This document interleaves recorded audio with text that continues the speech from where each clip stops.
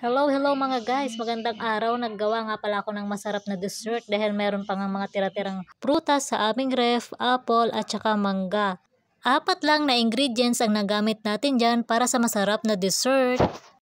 At syempre nagluto rin tayo dyan ng gelatin, white gelatin. Tapos nung lumabig nga ay kinayod ko nga ang gelatin na parang buko pati na rin dun sa mangga. Yung ibang gelatin naman ay hiniwa-hiwa ko siya ng pa-cube at ganun din sa apple, hiniwa ko rin siya ng pa-cube.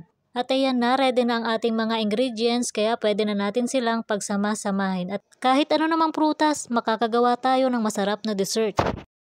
Para naman hindi masayang ang mga prutas na natira at lalagyan din natin yan ng condensed, kahit ano pong brand ay pwede na yan. At kung ano po ang available na condensed dyan sa inyo. At kung nagustuhan nyo nga itong dessert na ginawa ko, paki-comment naman kung taga saan po kayo para naman ma-shoutout ko kayo. At uy, shoutout daw, kala mo naman sikat. Hindi naman sa gayon, gusto lang magpasalamat sa inyo. Kaya kung nagustuhan nyo ito, pa-like and share naman po. At ayan na, ready na. Titikman na muna natin bago natin ilagay sa ref. Uy, grabe mga guys, masarap pala ito kaya try nyo na rin. At sigurado akong magugustuhan ng inyong mga chikiting.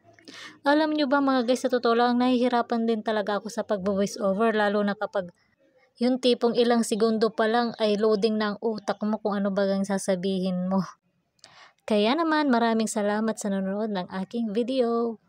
God bless po sa inyong lahat at abang-abang na lang po sa mga gagawin ko pang video. Ay siya, sige, hanggang dito na lang muna. Maraming salamat sa panonood. Bye!